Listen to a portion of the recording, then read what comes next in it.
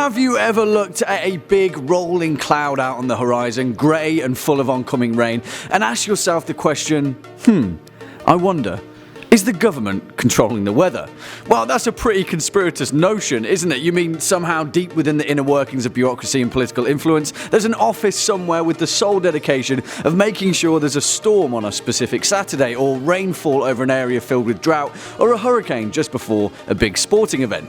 Come on, buddy. That's ridiculous. But as to whether the government is controlling the weather, the actual fact is that they've already been modifying it for perhaps hundreds of years. Hello internet, what's going on, and welcome back to the most inquisitive channel on YouTube, Life's Biggest Questions. As per usual, I'll be your disembodied floating voice Jack Finch, as today we curiously ask the question, is the government controlling the weather? Roll the clip. Over there behind me, that's a tornado. Yes, a twister in Los Angeles.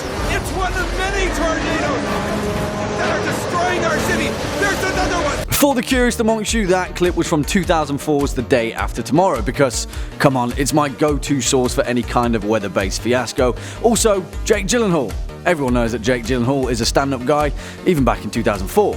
Anyway, it's important to note that throughout this particular video we'll be addressing many things that are both rooted in scientific fact, but are also based on wild pseudo-speculation that irks in line with many conspiracy theories. Hopefully we'll keep this whole thing brass tacks, but please keep that in mind and be wary of falling down the rabbit hole.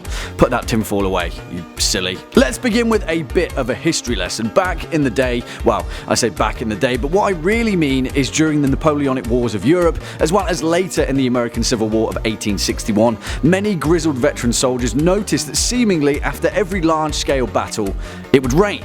And they didn't just mean it would drizzle a little bit, they meant full-on torrential downpour, mired by the horrific, devastating landscape of war, and perhaps the sound of a lonely, sorrowful fiddle playing in the distance. War is hell, my friends. War is hell. It spurred on an idea though which didn't exactly take the greatest of minds to come to the conclusion that perhaps by firing massive cannons and blasting gunpowder into the sky, it had some kind of adverse effect on the weather condition.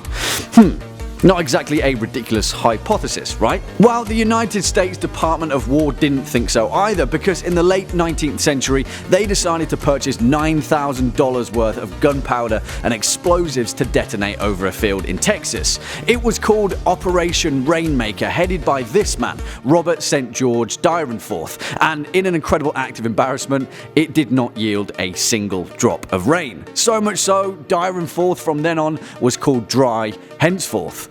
Wow, what a burn. See, that didn't put an end to the idea of weather modification though, because in the 1950s, an Austrian doctor by the name of Wilhelm Reich pioneered what he referred to as his cloudbuster technique, and was commissioned by several farmers struggling from a prolonged drought in Bangor, Maine to make it rain. In Maine. On the plane.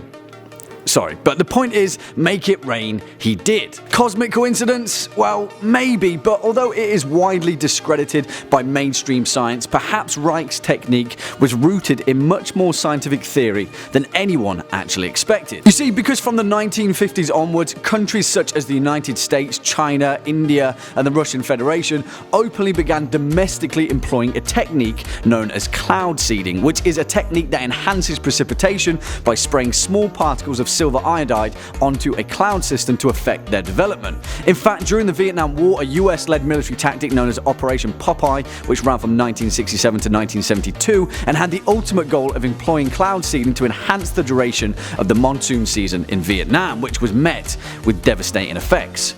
Because of this, any act of weather modification in warfare has been outright banned by the United Nations and is decreed in the Geneva Convention as a hostile use of environmental modification. That's pretty interesting, right? So you're saying that governments across the planet have been able to employ techniques to modify the weather for over half a century? Well, the short and long answer is yeah. They have. Let's rewind the clock a little bit back to 2008 to the Beijing Olympics in China, where it was no kept secret that the Chinese government employed a massive operation to make sure that it didn't rain over their 91,000-seat stadium, the Bird's Nest. Headed by the Beijing Weather Modification Office, the Chinese government used numerous aircraft as well as an array of 20 artillery launch sites to blast the Beijing sky with silver iodide and liquid nitrogen so that any precipitation and rainfall would avoid the area.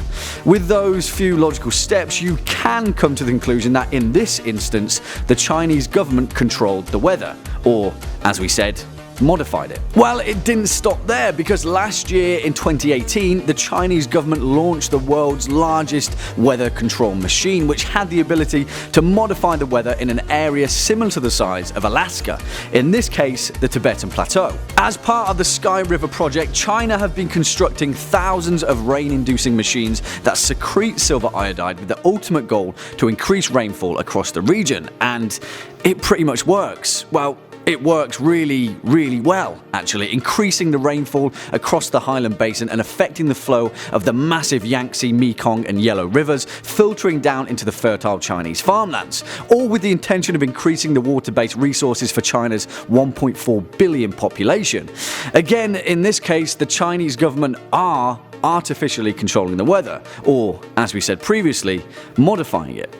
The real matter of fact is that despite China, India, the US, Russia, and whoever else are taking steps to modify and control weather systems across the planet, the truth of the matter is that every government across the planet are vastly influencing our planet's climate just by doing what they're doing. Mainly through air pollution, which is considered to be responsible for 95% of the planet breathing dangerously polluted air, as well as the exploitation of our oceans and rivers, and a consistent lack of regard for the healthy state of our water systems. The lack of commercial responsibility for providing environmentally responsible processes is a role that governments across the planet are responsible for, which has clearly had an adverse effect on the unpredictability of Earth's weather. That's not to say that it is all doom and gloom though, because humanity is a resilient species, and an increase in devastating weather systems and air pollution will only serve to rapidly force us to address these issues, leading to much more innovative breakthroughs in environmental science and climate technology. Hey, it's safe to say that the government can and have controlled the weather,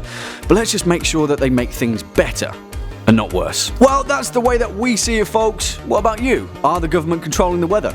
Let us know your thoughts in the comment section down below, as well as any other particularly interesting insights that you have to share. Before we depart though, let's take a quick look at some of your more entertaining edifications from over the past few days. Triple D Gaming says, can you do what if the Force from Star Wars was real? Well, in actual fact, Triple D Gaming, that is an up and coming LBQ video, so keep your eyes peeled over the next few weeks. Hey, wait a minute, did you sense that in the Force? Whoa. Next up, GM454 says, what if Shaq was real? Dude, Shaq is real. Come on, stop it guys. You've all gone too far. Well, on that note, that's all we've got time for in today's video. Cheers for sticking around all the way until the end. If you're a fan of this video, make sure to hit that thumbs up button, as well as that subscribe bell, and we'll be seeing you in the next one. As per usual, I've been your disembodied floating voice, Jack Finch. You've been watching Life's Biggest Questions, and until next time, you take it easy.